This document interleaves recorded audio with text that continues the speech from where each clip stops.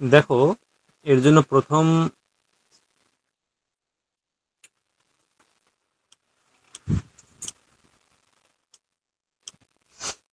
প্রথম সূত্র হচ্ছে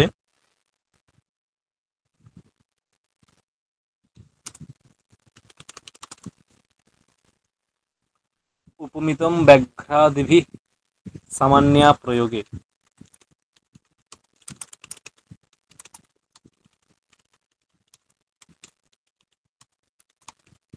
উপমিতম ব্যাঘ্রাদিভিঃ সামান্যা প্রয়োগে।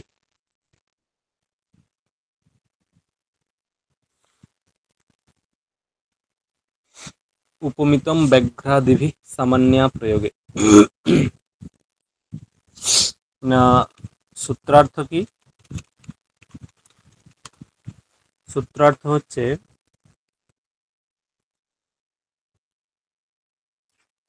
মানে সামান্যা প্রয়োগে। আগে আগে আগের যে সূত্রটা আমরা লাস্ট পড়েছিলাম সম্ভবত কি ছিল বলতো? উপমানানি সামান্যবাচনৈহি, তাই তো? উপমানানি সামান্যবাচনৈহি। দেখো, দুটোর মধ্যে পার্থক্য দেখো। একটা সমাস হবে সামান্য ধর্মের সঙ্গে, মানে সামান্য ধর্মবাচক যে শব্দ,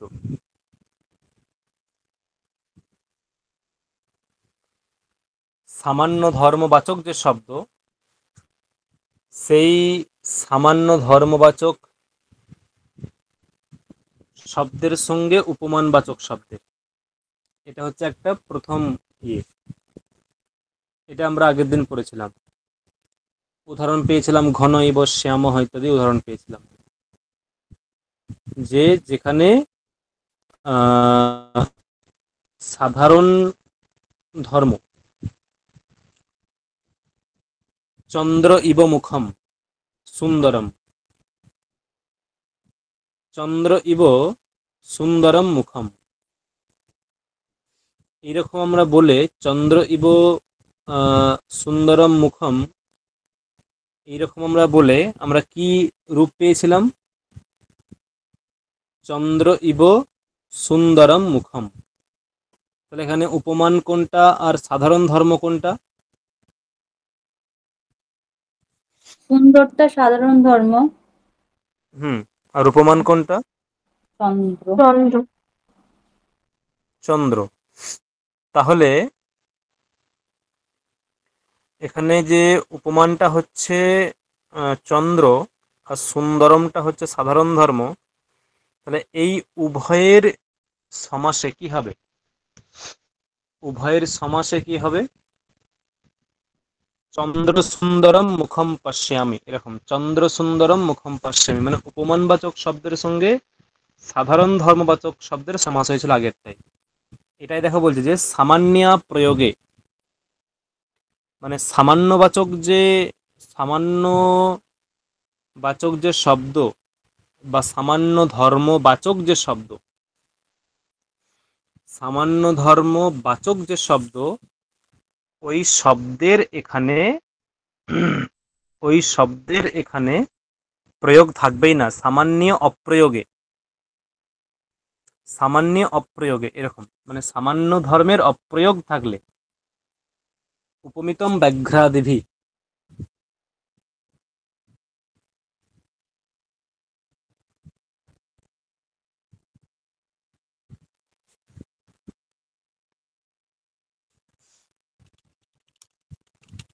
সামান্য ধর্মবাচক শব্দের অপ্রয়োগে,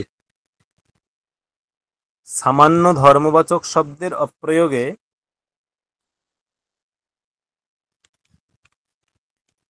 উপমেয়বাচক শব্দ যদি উপমানবাচক শব্দের সঙ্গে সমাসবদ্ধ হয় তাকে বলে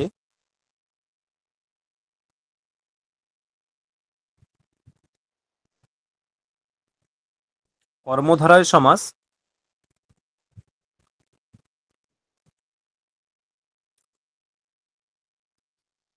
এটা হচ্ছে উপমিত কর্মধারয় সমাস বলে।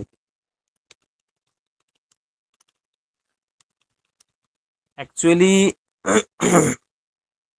এইগুলো না, এই যে উপমিত কর্মধারায় বা এইগুলো বা উপমান কর্মধারায়,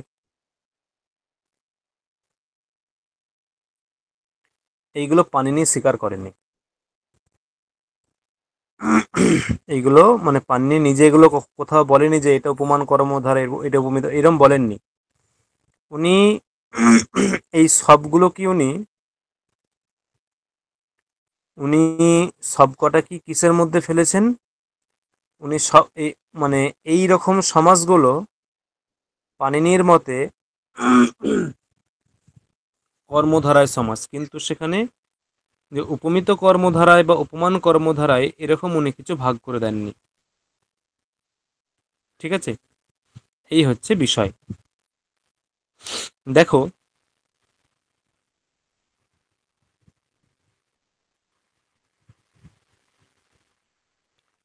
এখন উদাহরণ দেখলে দেখে বুঝতে পারবে যে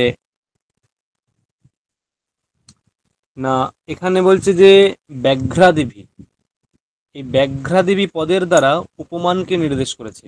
মানে এইরকম একটু চেঞ্জ হতে পারে যে উপমেয়বাচক শব্দ যদি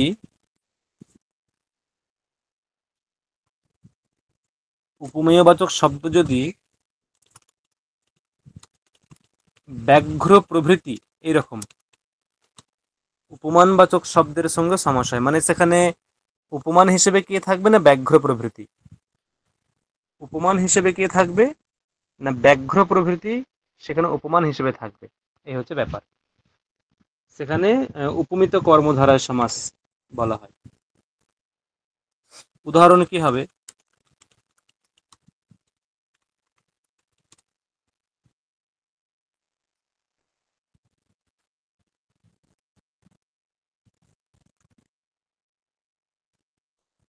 কি বলছে?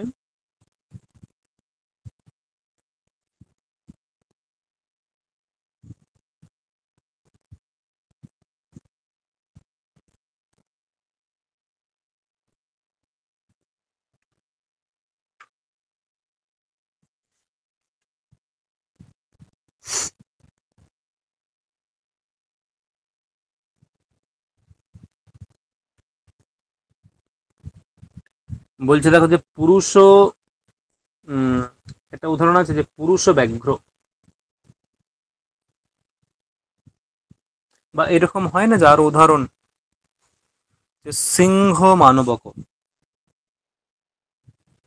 এরকম হয় সিংহ মানবক,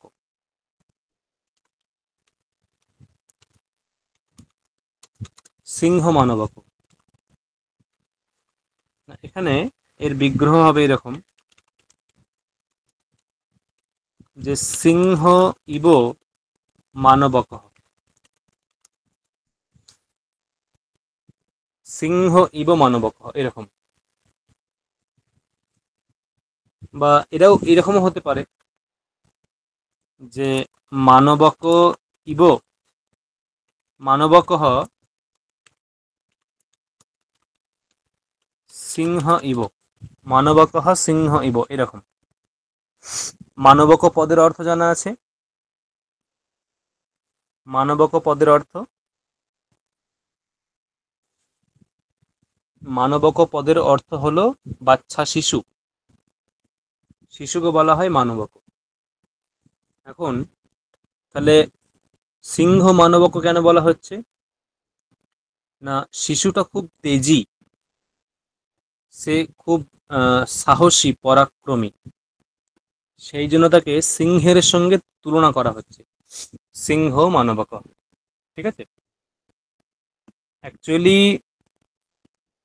শিশুটা সিংহ নয়, কিন্তু সিংহের সঙ্গে তার সাদৃশ্য আছে, সিংহের সঙ্গে তার সাদৃশ্য আছে। কিরকম না, বলের দিক থেকে, পরাক্রমের দিক থেকে, সাদৃশ্যের দিক থেকে, মানে তেজের দিক থেকে, সেই জন্য তুলনা করা হচ্ছে, ওই মানবককে সিংহের সঙ্গে তুলনা করা হচ্ছে, তাই বলছে মানবক সিংহ ইব। এখানে দেখো সামান্য ধর্ম কোনো উল্লেখ নেই, যে তেজি বা পরাক্রমী বা দ্রুতগামী এরকম কোনো এখানে সাধারণ ধর্মের উল্লেখ নেই। কেবলমাত্র মানবকহ এটা হচ্ছে উপমেয়, সিংহ এটা হচ্ছে উপমান। এই উভয়ের উল্লেখ আছে ওখানে। ব্যাঘ্র প্রভৃতি উপমান বলেছে, ব্যাঘ্র প্রভৃতি উপমান, কেবলমাত্র ব্যাঘ্র নয়, ব্যাঘ্র প্রভৃতি, ব্যাঘ্র ছাড়া আরো কিছু উপমান হতে পারে। এখানে সিংহ এখানে উপমান হয়েছে এবং মানবক হচ্ছে উপমেয়। এই উভয়ের সমাসে সিংহ মানবক হয়েছে, এটা হচ্ছে উপমিত কর্মধারায়।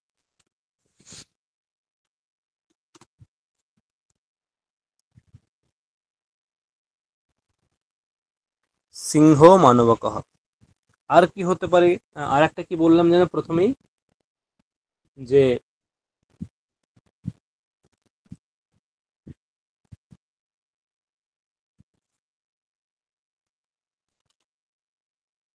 কিশলয় বপুহু,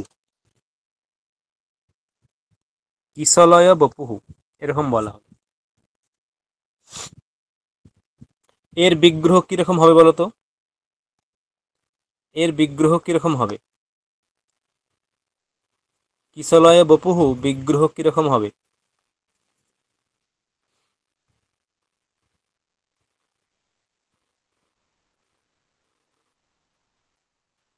বপু ধরো এরকম, কিশলয় ইব। বলো বলো। বপু কিশলয় ইব। বপুহু কিশলয় ইব, বপুহু কিশলয় ইব, এর মানে কি? বপুহু কিশলয় ইব মানে কি?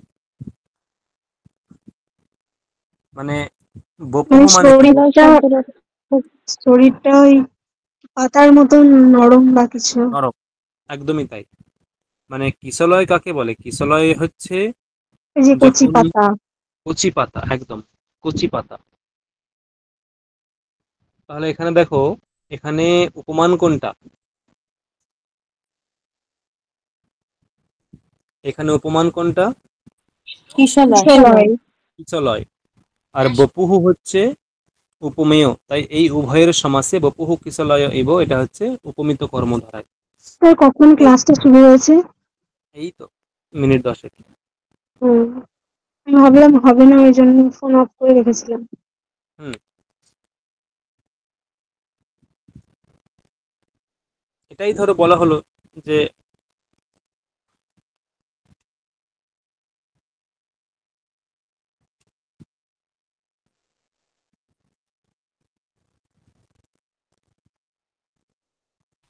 স্যার এই ইয়েটাতে যেটা উপমিত হবে তার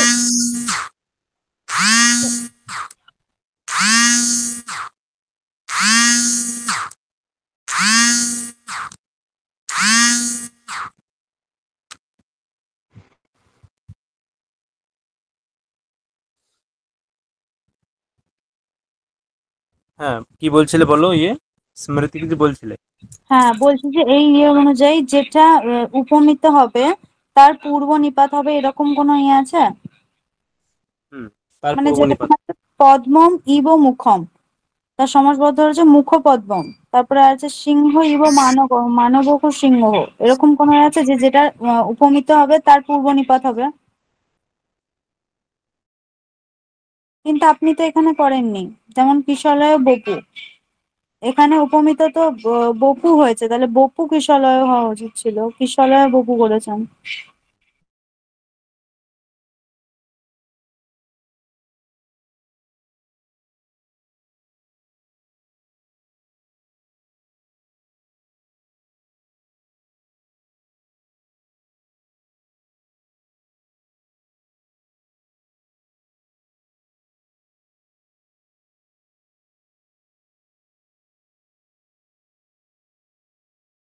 হ্যাঁ স্মৃতি, তোমার আমি প্রশ্ন বুঝতে পেরেছি।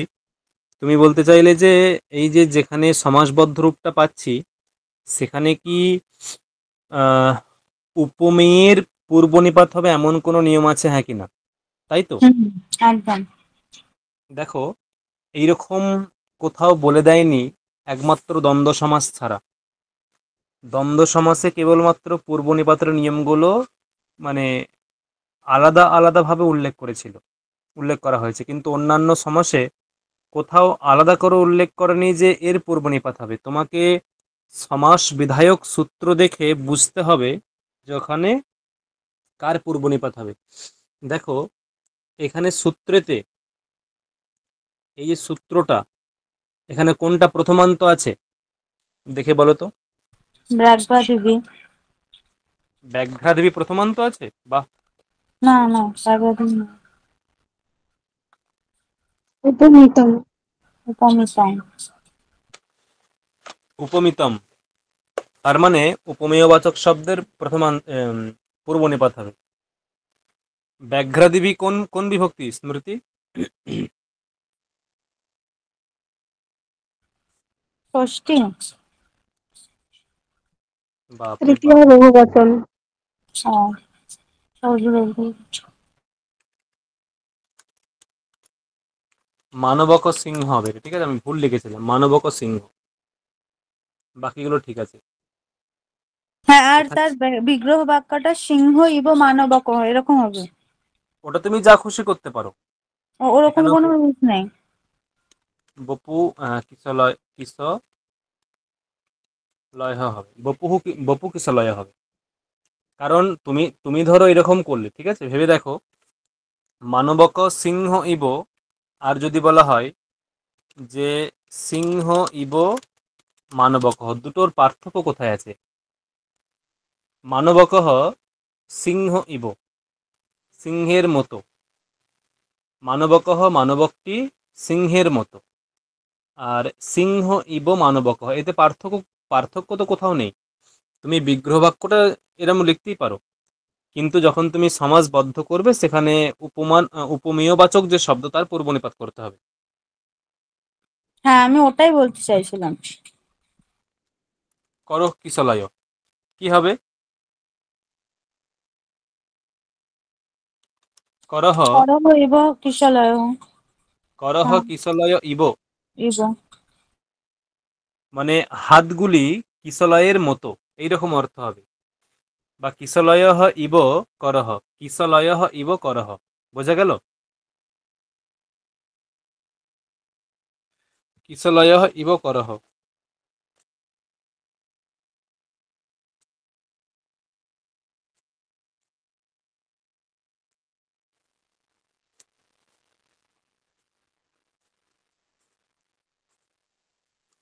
হুম, এইরকম সব হবে। ধরো বলা হলো যে পুরুষ ব্যাঘ্র, কি হবে? ব্যাঘ্র ব্যাঘ্র ও ইব পুরুষ। পুরুষ, অথবা পুরুষঃ ব্যাঘ্র ইব। পুরুষ ব্যাঘ্র ইব। মানে তোমরা যদি একটু ধ্যান দিয়ে পড়ো, তোমরা জাস্ট আইডেন্টিফাই করবে পূর্বনিপাতটা কার হয়েছে। তুমি যদি দেখো পূর্বনিপাত উপমেয়ের আছে, মানে সেটা উপমিত কর্মধারায়। তুমি যদি দেখো যে পূর্বনিপাতটা উপমানের আছে, সেটা চলে যাবে উপমান কর্মধারায়। যেমন উপমানানে সামান্য বচনে, এই যে সূত্র ছিল সেই অনুসারে চলে যাবে। কি বললাম বোঝা গেল? এইরকম যদি দেখো যে উপমানবাচক শব্দের পূর্বনিপাত হয়েছে, মানে সেটা উপমান কর্মধারায়। যদি দেখো যে না সেখানে আহ উপমেয়বাচক শব্দের পূর্বনিপাত হয়েছে, সেখানে সেটা হয়ে যাবে উপমিত কর্মধারায়। ক্লিয়ার?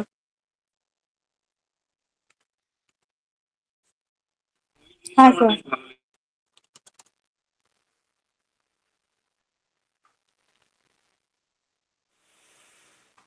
দ্বিগু সমাস হয়েছে তাই তো?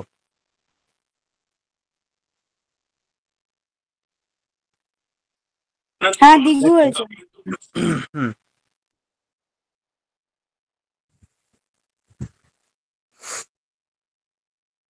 একটা একটা সূত্র আছে, বিশেষণম বিশেষ্যেন বহুলম। সূত্রার্থ কি না,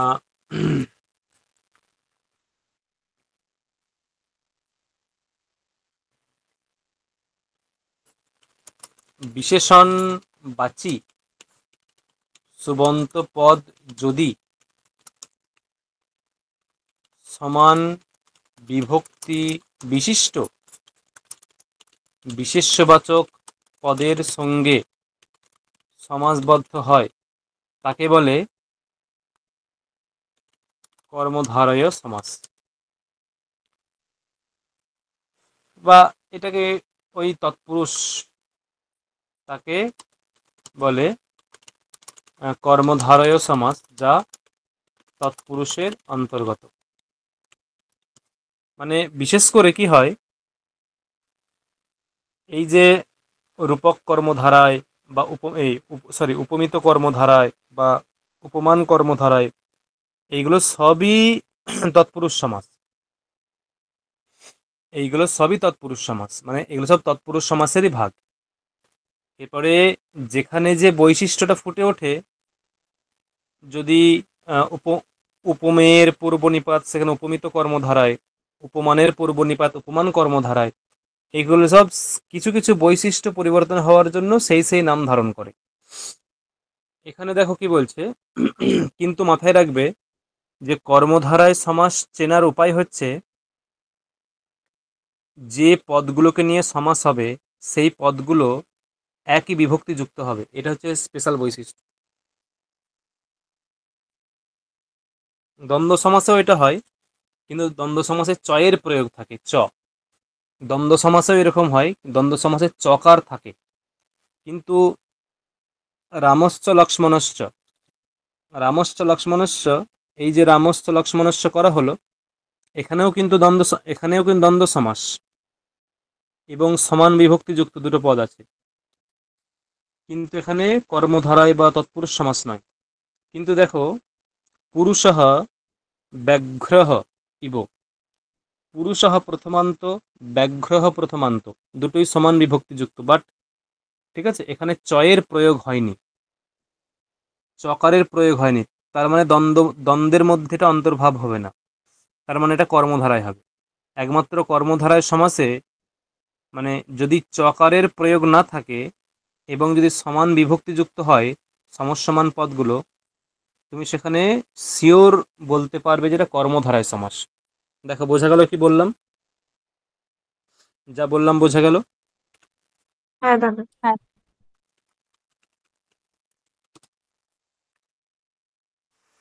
এখন বলছে বিশেষণবাচী সুবন্ত পদ যদি সমান বিভক্তি বিশিষ্ট বিশেষ্যবাচক সুবন্তের সঙ্গে বিশেষ্যবাচক পদের সঙ্গে সমাসবদ্ধ হয়, তাকে বলে কর্মধারায় সমাস।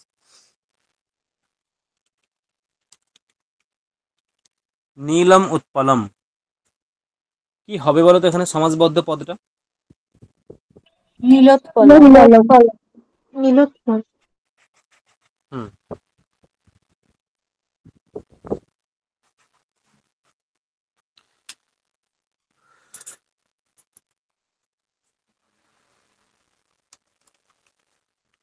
এখানে ওই সূত্র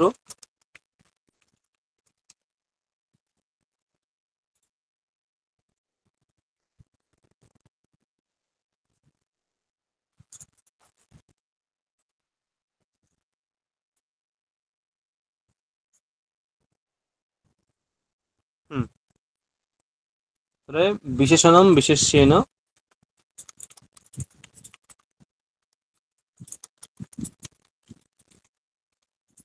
বহুলম,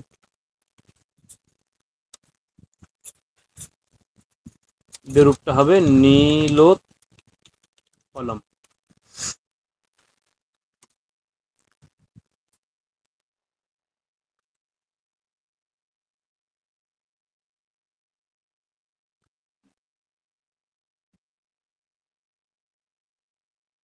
ধরো বলা হলো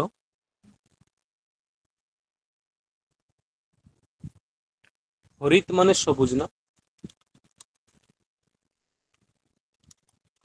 হ্যাঁ। হরিতম ক্ষেত্রম, কি হবে? হরিত ক্ষেত্র। এখানেও কিন্তু ওই বিশেষণম বিশেষণ বহুলম, হরিতমটা হচ্ছে বিশেষণ আর ক্ষেত্রটা হচ্ছে বিশেষ্য এবং সমান বিভক্তিযুক্ত।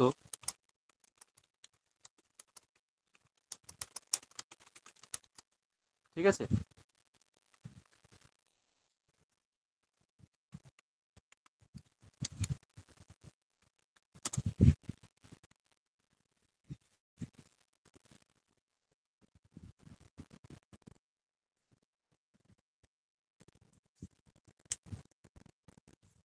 তাহলে এখানে কি হবে? সুন্দরম মুখম।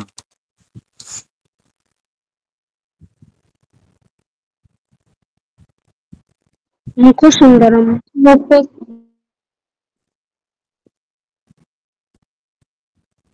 বলো বলো। মুখ সুন্দরম। আর কে কি বলবে? মুখ সুন্দরম।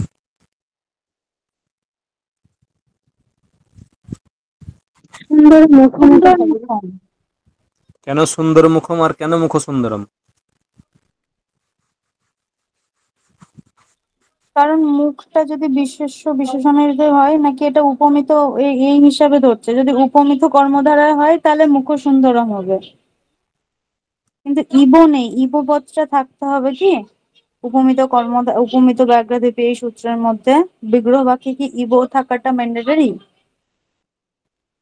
আগে ম্যান্ডেটরি না কি কি সব, মানে you should have to remember the meaning of that সূত্র। তুমি আগে ওই সূত্রের মানেটা তুমি আগে কল্পনা করো কি আছে, তারপরে ওই সূত্রটা প্রয়োগ করো। আগে দেখো তো মানে কি আছে সূত্রটা। উপমিতম ব্যাঘ্রাদিভি সামান্য প্রয়োগে অর্থ কি আছে ওটার, মানে কল্পনা করেছো ভালো, বাট আগে মিনিংটা চটাচট মানে অ্যাপ্লাই করো। ওখানে মানে কি আছে? ওখানে কি বললাম? উপমিতম মানে উপমেয়বাচক শব্দ এবং ব্যাঘ্রাদিভি, এই ব্যাঘ্রাদিভি পদের দ্বারা উপমানবাচক শব্দকে গ্রহণ করা হয়েছে। মানে দুটোরই উপস্থিতি থাকতে হবে মানে হ্যাঁ। বাক্যে। এখানে কি দুটোর উপস্থিতি আছে? না, এখানে তো এই উপস্থিতি নেই, তাহলে তো হবে না এটা। তাহলে এখানে বিশেষ, এখানে যদি মুখটাকে বিশেষ্য ধরি তাহলে সুন্দরটা বিশেষণ ধরতে হবে, হুম। এই হিসেবে হতে পারে। তাহলে কি সমস্যা হবে এখানে? সুন্দর মুখম। সুন্দর মুখম। কেন সুন্দর মুখম করলে? আগে বিশেষণটা বসবে তারপরে বিশেষ্যটা। কেন আগে বিশেষণটা বসবে?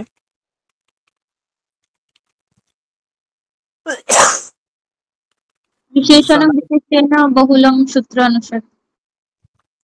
সেখানে তো বলা নেই যে বিশেষণের আগে প্রয়োগ করবে, কোথাও বলা আছে ওখানে? না, বিশেষণ প্রাধান্য পাবে বলছে। না, প্রাধান্য পাবে এই, প্রথমা প্রাধান্য বিভক্তিযুক্ত পাবে পদের এইরকম। পূর্ব নিপাত হয়, মানে উপসর্জন হ্যাঁ, সংজ্ঞা হয় যে পূর্বে বসে। এটা প্রথমা প্রাধান্য বিভক্তিযুক্ত পাবে পদ এরকমই, সুন্দর। প্রাধান্য পাবে এরকম ব্যাখ্যা করা চলবে না। মানে তোমাকে বলতে হবে যে বুঝতে পেরেছো সমাজ কি বিধায়ক বললাম? শুনতে সূত্রে, পেরেছো? আগে শোনো সুজাতা, সমাজ বিধায়ক সূত্রে যে পদটি প্রথমান্ত থাকবে, সমাজ বিধায়ক সূত্রে যে পদটি প্রথমান্ত হবে, সেই পদের দ্বারা বা সেই পদের দ্বারা যাকে বোঝায়, সেই পদের বৌদ্ধ পদটির পূর্বনিপাত হবে। সমাজ বিধায়ক সূত্রে যেটা প্রথমান্ত হবে, সেই প্রথমান্ত পদের দ্বারা যাকে নির্দেশ করে সেই পদের পূর্বনিপাত হয়। এটা হচ্ছে অ্যাকচুয়ালি অ্যান্সার। বোঝা গেল? হুম।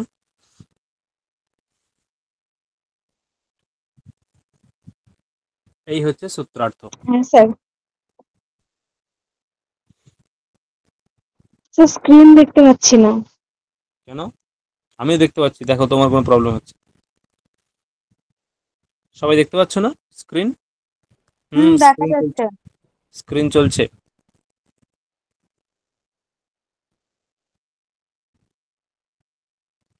স্যার আধগুণহটা কি কোনো সূত্র না পরিভাষায় এরকম? আদগুণহ তো সন্ধি সূত্র। এখানে আপনি অ্যাপ্লাই করেছেন, এর এর অর্থটা কি? কোথায় অ্যাপ্লাই করেছি আমি এটা? নিরুৎপলে। ও, হবে তো।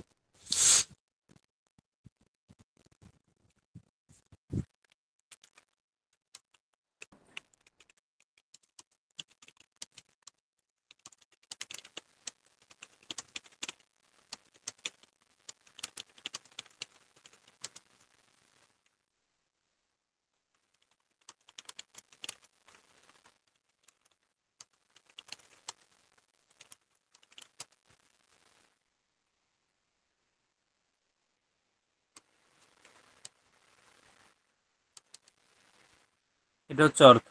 আদগুণঃ।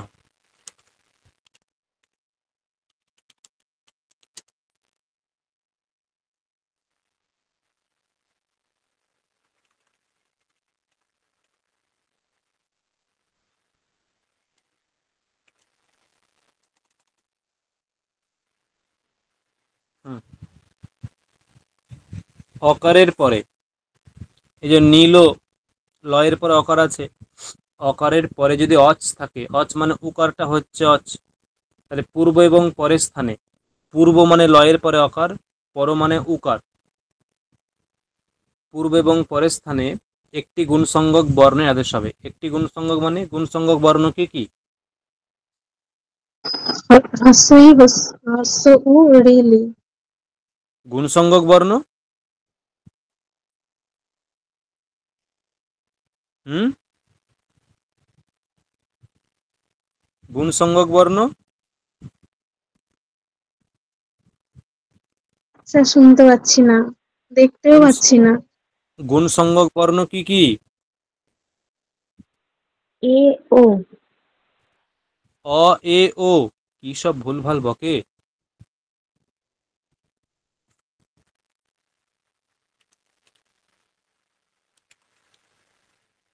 এখনো মেটেনি মনে হচ্ছে ব্যাপারটা।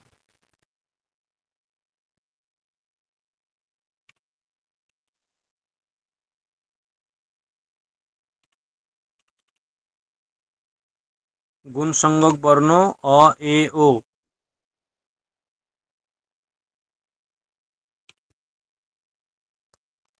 আচ্ছা,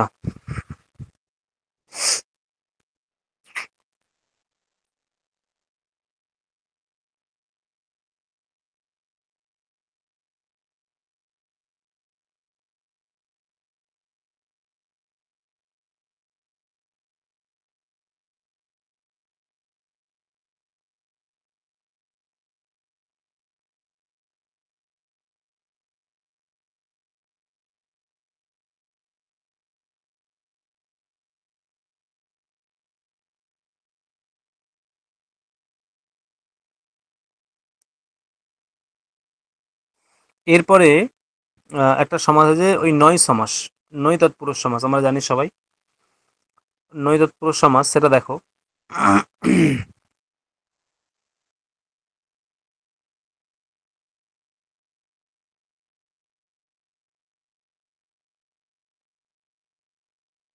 ওই নয়টা করালেই হয়ে যাবে। আরও এক্সট্রা অনেক সূত্র আছে, কিন্তু সেগুলো আমার মনে হয় না প্রয়োজন আছে সেগুলো এখানে।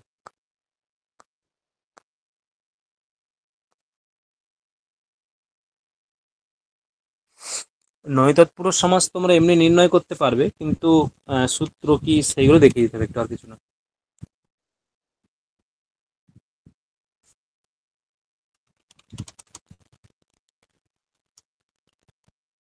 নয়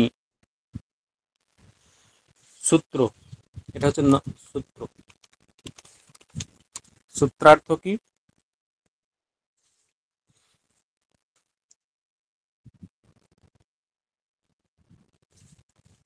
নয়বাচক ন এই পদটি যদি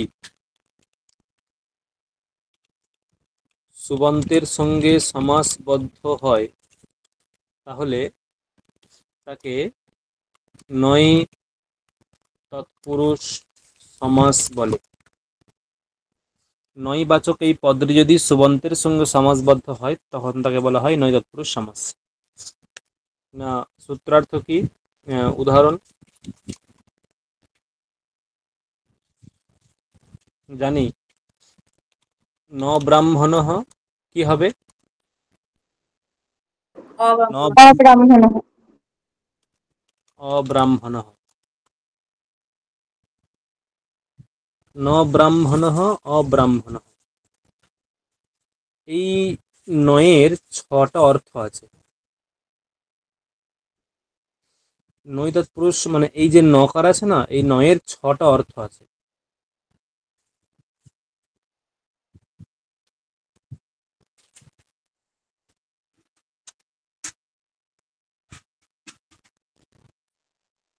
কি কি বলতো? বলেছিলাম মনে হয়, ভুলে তৎসাদৃশ্যম অভাবশ্চ তদন্যত্বম তৎসাদৃশ প্রকল্পতা। এই নয় তৎপুরুষ সমাসে নকারের 6টি অর্থ আছে। সেগুলি হলো তৎসাদৃশ্যম, অভাবশ্চ, তদন্যত্বম, তদল্পতা। তারপর কি আছে? তৎসাদৃশ্যম অভাবশ্চ তদন্যত্বম অপ্রাশস্ত্যং বিরোধস্য নয়নর্থা অপ্রাশস্ত্যম বিরোধশ্চ নয়র্থাঃ ষট প্রকীর্তিতাঃ। এটা তৎসাদৃশ্যম অভাবশ্চ তদন্যত্বম তদল্পতা অপ্রাশস্ত্যম বিরোধশ্চ নয়র্থাঃ ষট প্রকীর্তিতাঃ। অর্থাৎ এই নকারের এইগুলো অর্থ। এক,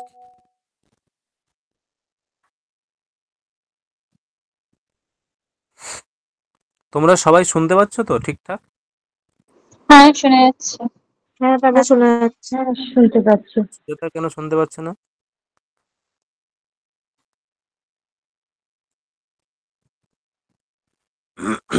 হুম।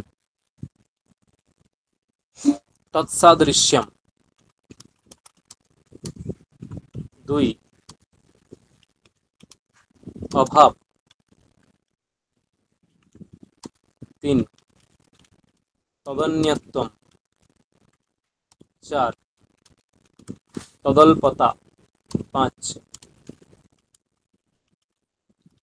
অপ্রাশস্ত্যম বিরোধা। এইরকম ছিল বিরোধ, মানে পরস্পর বিরোধ প্রকাশ করে, পরস্পর পরস্পরের বিরোধ প্রকাশ করে। যেমন একটা আছে না যে অসুরহ শব্দ, অসুরহ, অসুর মানে কি? যারা সুর বিরোধী। যারা সুর বিরোধী। অসুরহ, ন সুরহ, ন সুরহ অসুরহ। এখানে দেখো, মানে এই যে নয়ের অর্থ হচ্ছে বিরোধ, অসুরহ পদরা কিন্তু এখানে নয় তৎপুরুষ সমাস করেই হয়েছে, এবং এখানে অসুরহ যে নয় তার অর্থ কিন্তু এখানে স্পষ্টতই বিরোধ। এইরকম প্রত্যেকটারই উদাহরণ হবে একটা একটা করে। ন সুরহ অসুরহ, অপ্রাশস্ত্যম মানে যেটা উপযুক্ত নয়, মানে অনুপযুক্ত, অনুপযুক্ত অর্থ প্রকাশ করে। ন কালহ ইজগল টু অকালহ, ন কালহ অকালহ যেটা অনুপযুক্ত কাল, এরকম অর্থ। অকাল মানে কি বলে না যে অকালে চলে গেল, অকালে চলে গেল মানে কি, মানে হয়তো কেউ হয়তো মারা যায় অসময়ে, তখন বলে যে অকালে চলে গেল। অকাল বোধন। হ্যাঁ, অকাল বোধন যে দুর্গার যে হয় অকাল বোধন, মানে ওইটা অ্যাকচুয়ালি বোধনের উপযুক্ত সময় নয়, বোধনের উপযুক্ত সময় নয় কিন্তু বোধন হয়, সেই জন্য হচ্ছে অকাল বোধন। ঠিক আছে, কেউ যখন মারা যায় অসময়ে তখন বলা হয় অকালে চলে গেল, তার মানে হয়তো ওটা তার মানে মারা যাওয়ার উপযুক্ত সময়, তো ইয়ং ছিল, অ্যাক্সিডেন্টে বা কোনো কিছু মারা যায়, তার মানে কি অকালে যাওয়া মানে অনুপযুক্ত কালে তার মৃত্যু হলো, ওটা মৃত্যুর উপযুক্ত সময় তার নয়, এইরকম অর্থ। যদিও এরকম জটিল প্রশ্ন মেবি আসবে না, তবুও এই আর কি বলে রাখা। ধরো অভাবটা কি হয়, অভাবটা ন সুখম ইজ ইকুয়াল টু অসুখম, মানে কি সুখাভাবঃ, সুখের অভাব, অসুখম মানে সুখের অভাব, ন সুখম অত্র নকারস্য অর্থः অভাবঃ, ন সুখম অসুখম, ঠিক আছে। এবং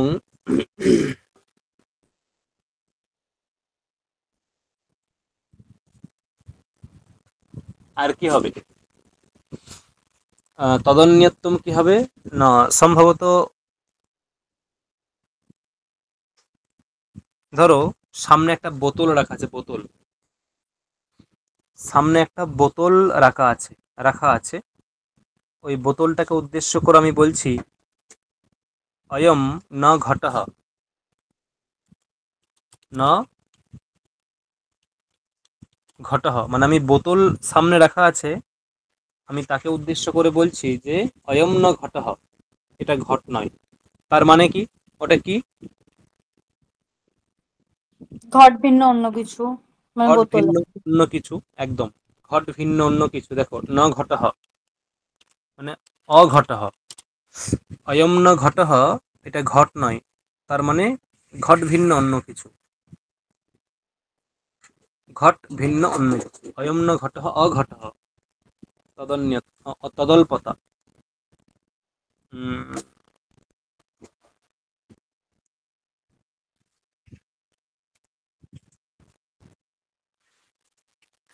ধরো বলা হলো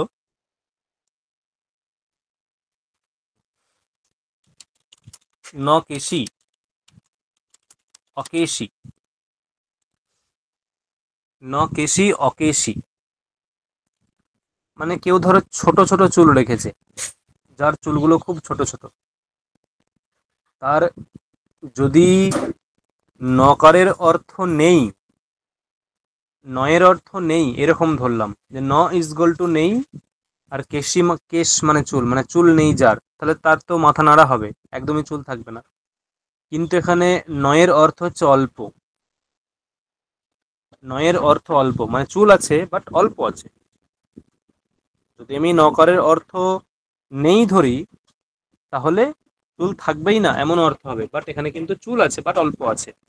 তাই নকেশি অকেশি, অকেশি ইজ ইকুয়াল টু অল্প কেশি, যার অল্প চুল আছে, এরকম। আর তৎসাদৃশ্যম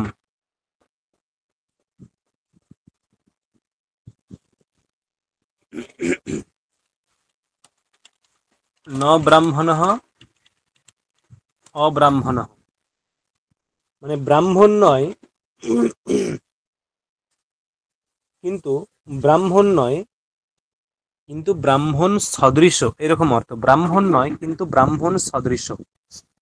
ব্রাহ্মণ সদৃশ মানে, যে সাপোজ ধরো কোন একজন বৈশ্য বা কোন একজন ক্ষত্রিয়, সে ব্রাহ্মণ নয়, তার জাতিটা ব্রাহ্মণ নয়, কিন্তু ব্রাহ্মণ সদৃশ্য তো হতে পারে। ব্রাহ্মণের যেমন দুটো হাত, দুটো পা, চোখ কান মুখ সবই আছে, ব্রাহ্মণও কথা বলতে পারে, ব্রাহ্মণ কাজকর্ম করতে পারে, তেমনই যে ক্ষত্রিয় সেও করতে পারে, তারও দুটো হাত, দুটো কান, দুটো চোখ কান সবই আছে, কাজ করতে পারে, শক্ত সামর্থ্য। তাহলে বাট সে ব্রাহ্মণ নয়, কিন্তু ব্রাহ্মণ সদৃশ, ঠিক আছে। তাই বলছে ব্রাহ্মণ নয় কিন্তু ব্রাহ্মণ সদৃশ। অত্র অব্রাহ্মণ মানে হচ্ছে ব্রাহ্মণ সদৃশ অন্য কোনো একজন, অব্রাহ্মণ তার মানে হচ্ছে ব্রাহ্মণ সদৃশ অন্য কোনো একজন। দেখো বোঝা গেল, ব্রাহ্মণ সদৃশ অন্য কোনো একজনকে অব্রাহ্মণ পদের দ্বারা বলা হচ্ছে। ক্লিয়ার? হ্যাঁ, ক্লিয়ার।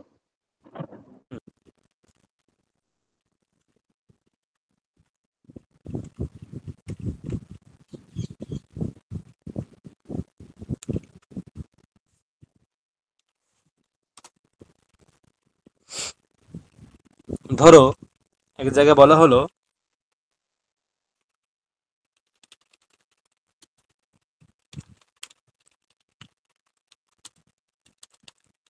ন অশ্বহ, কি হবে, ন ব্রাহ্মণঃ অব্রাহ্মণঃ ন অশ্বঃ কি হবে? অনস্য। অনশ্বঃ কি করে হয়ে গেল? নুট আগম হয়। হুম, তসমান নুডচি সূত্র, মেবি এটাই আছে না, তসমান নুডচি। হ্যাঁ, তসমান নুডচি, তসমান নুডচি মানে কি? মানে অচি, অচি মানে অজ পরে থাকলে, তসমাৎ, তসমাৎ মানে ওই যে নয়বাচক যে পদ তারপরে নুট আগম হবে। নুট অত্যন্ত রক্ষিত, নুট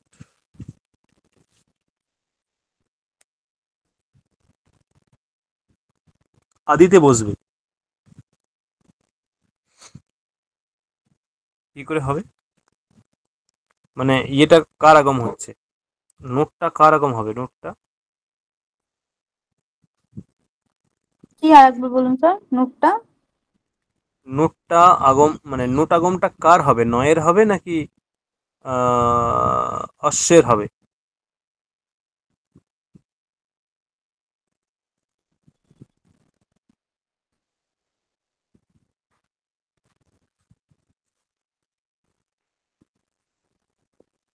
অয়ের হবে।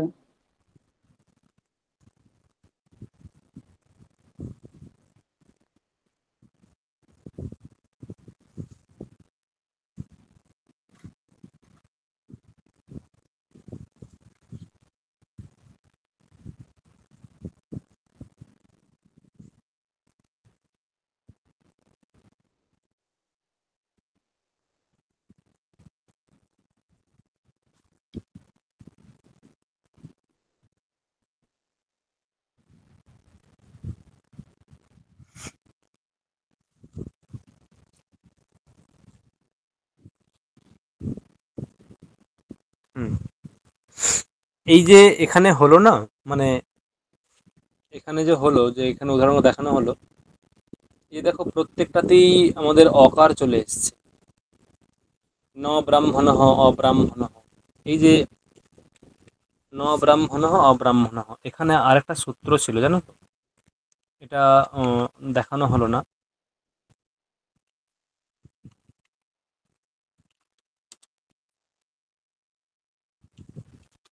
নলোপো নয়ঃ বলে সূত্র আছে একটা, নলোপো নয়ঃ।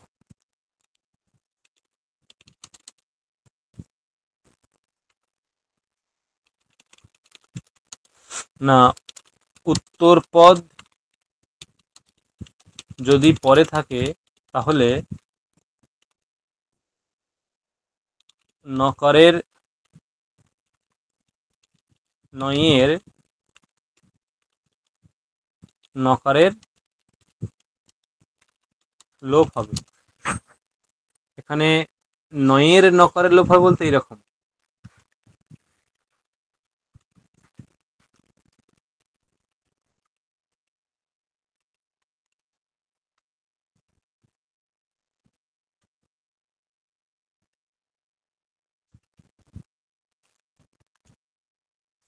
নয়ের নকারের লোপ হবে, ন মানে নয় হসন্তটার লোপ হবে, ন মানে ন হসন্তটার লোপ হবে। তাহলে কি বলছে, উত্তর পদ যদি পরে থাকে তাহলে নয়ের নকারের লোপ হবে। উত্তর পদ যদি পরে থাকে, উত্তর পদ যদি পরে থাকে তাহলে নয়ের নকারের লোপ হবে। অর্থাৎ দেখো, এই যে বলা হচ্ছে যে ন ব্রাহ্মণঃ, যে ন ব্রাহ্মণঃ এখানে বলা হয়েছে, তাহলে এখানে নয়ের পরে একটা উত্তর পদ পরে আছে, হ্যাঁ কিনা? নয়ের পরে উত্তর পদ পরে আছে, হ্যাঁ কিনা? আছে হ্যাঁ তো, আছে। হ্যাঁ নয়ের আছে। উত্তর পদ পরে আছে। তাহলে উত্তর পদ পরে থাকার জন্য এখানে আমি নটাকে দুটো ভাগে ভাগ ভাগ করলাম, ন আর অ। ব্রাহ্মণঃ বলছে নয়ের নকারের লোপ হবে, মানে হসন্ত নকার, দেখো হসন্ত নকার, তার মানে এই যে নকারের লোপ হয়ে গেল কোন সূত্র দিয়ে? নলোপ নয়হ সূত্র দিয়ে ওখানে নকারের লোপ হবে।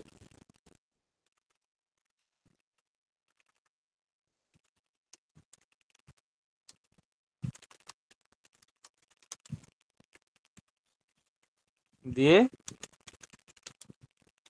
অব্রাহ্মণ এইরকম প্রত্যেকটাতেই হবে, ঠিক আছে। আর এখানে কি বলছে, এই যে তসমান নুডসি, মানে অজাদি পদ যদি উত্তর পদে থাকে তাহলে, অজাদি পদ যদি উত্তর পদে থাকে তাহলে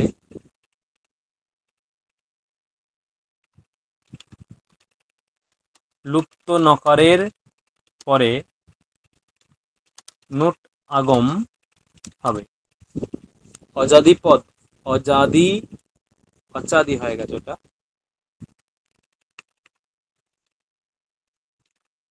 অজাদি পদ যদি উত্তর পদে থাকে তাহলে লুপ্ত নকারের পরে নোট আগম হবে, লুপ্ত নকার। দেখো কিরকম ব্যাপারটা হচ্ছে, ন অশ্বহ অনশ্বটা মানছি, একটু ক্রমটা দেখায়। এখানে কি সূত্র লাগবে? ন অশ্বহ, প্রথম সূত্র কি লাগবে? নয়। নয়। ইত্যনেন নয় সমাসঃ। তারপরে ন অ অশ্বহ, ন লোপ নয়ঃ, ইত্যনেন নকারস্য লোপঃ।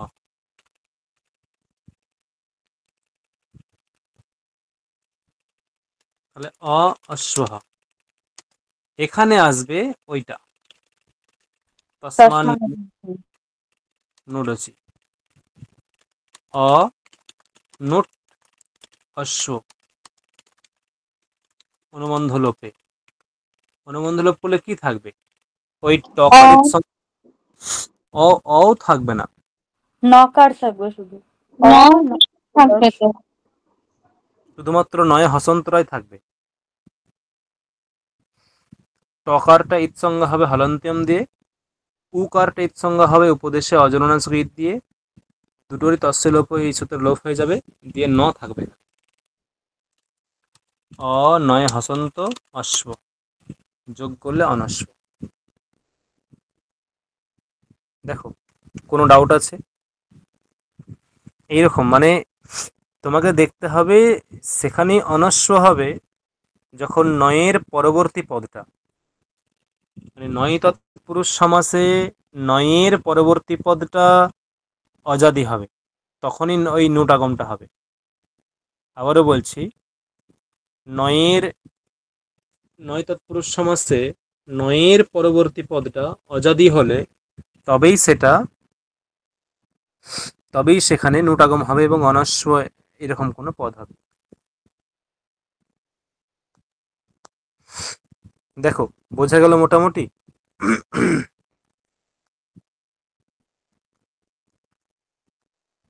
হ্যাঁ স্যার।